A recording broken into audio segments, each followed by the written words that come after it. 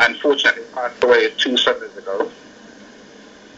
And his funeral is this coming Thursday. And can you just give us an indication? You may not know exactly how old Reg Branch was, or Ola was, but can you just give us an indication of roughly the age of our brother Ola? He was I think 45, so between 44 and 50. So he was under 50 years of age, so he passed very young. Yeah. Very young, and I'm sure sorely missed by his family and his friends. Especially his work colleagues. Well, especially his family and work colleagues as well, you know? Yes, most definitely. And I think I heard you say that you had 2 libations that you wanted to share with us, my brother. Yeah. I'm speaking with Reg. Reg leave his wife, son, daughter, as well as 2 granddaughters. 2 beautiful granddaughters. Yeah. You know? And the second one is unfortunate. I just heard the news today.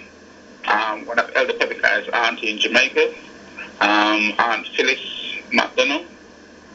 She's passed away today after a short illness. You know, so... and Elder Pepperkai we know as a warrior within our community, who has been, he's a member of the Pan-African Congress movement, and has been a long-serving member of that organization, and his aunt, our aunt, Phyllis, Phyllis McDonald, has crossed to meet the ancestors just today. Just today, yeah.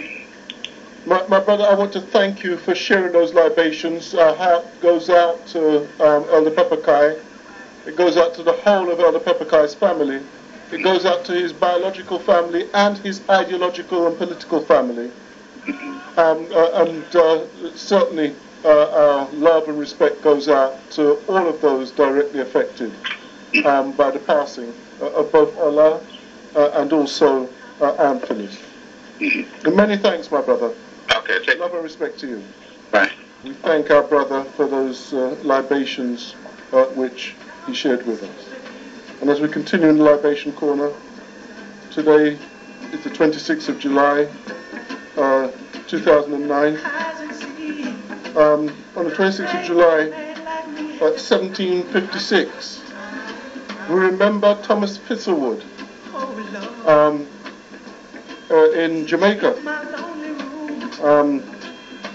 He is the enslaver of African people that ordered his blue-eyed boy that doesn't have blue eyes to literally shit in the mouth of fellow Africans. And he ordered Hector to shit in the mouth, and I'm saying this because it's in his diary, written by his own hand, to shit in the mouth of one of our foremothers by the name of Phyllis. Warmest greetings to your sister or brother. You're live on Galaxy. How would you like to contribute to the libation corner? The first thing, my brother, is whether you can hear me or not, because I can hear considerable interference on the line. Are you able to hear me?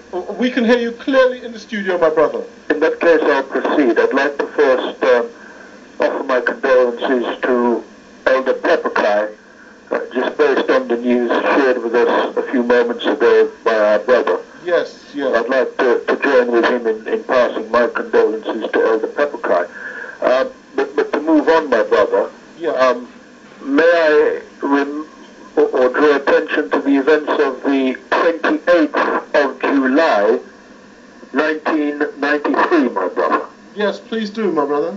I'd like to remind listeners that in a few days' time it will be the 16th anniversary of a raid by police officers and immigration officers on the home of an African mother. I understand you have African mothers in the studio with you tonight. Yes, who have suffered police terrorism, my brother.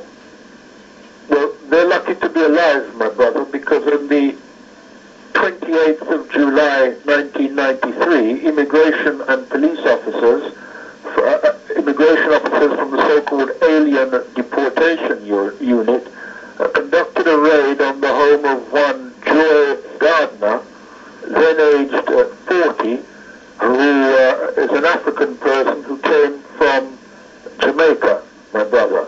I remember very well, and I know that you and I both know her mother. Indeed, my brother. a very powerful elder. Yes. I'm sure many of your listeners will remember that our sister Joy Gardner was bound. She was thrown to the ground in her own home in front of her 5-year-old son at 20 to 8 in the morning. She was bound with leather belts and gagged with 13 feet of surgical tape. I just want to be clear, my brother. It wasn't 1.3 feet of tape. It wasn't 5 feet of tape. No, my brother. It wasn't 10 feet of tape. No, 13 feet of tape around the head and face of our sister Joy Gardner. My brother, many of us remember the circumstances, but of course to newcomers it won't come as any surprise that she suffocated, suffered massive brain damage, and never regained consciousness. On the 1st of August 1993, her life support machine was turned off. But I mention it now, my brother, because I think you remember that her mother was of the view that what was taken to hospital was in fact already a dead body. Yes. And that they simply kept her alive as some form of grotesque publicity stunt. My brother, I wonder if I could remind the listeners of the names of the 3 police officers who were involved in this. We always want to know who the murderers are, my brother. Natural justice demands it.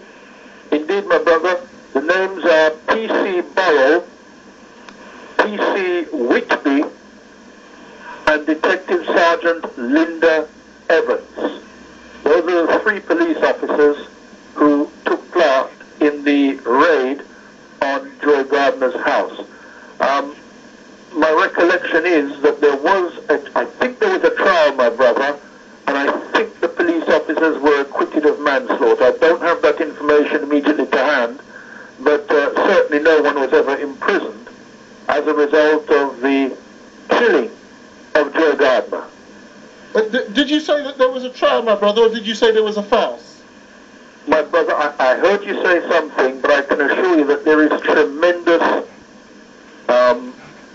interference on the line. I'm not sure if you asked me if there was a trial. If that was your question, the answer is yes. I'm sure there was a trial, but I think that the officers that were tried were found not guilty. My brother, it could be I'm on a poor line. I'm going to put the phone down because it's almost impossible for you to hear.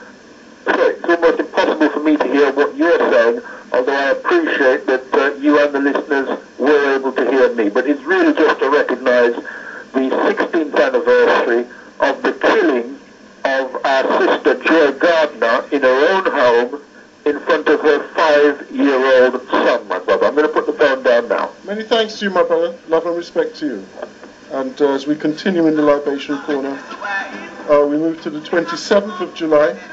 This time we go back to 1915 because that was the day when US Satan invaded Haiti.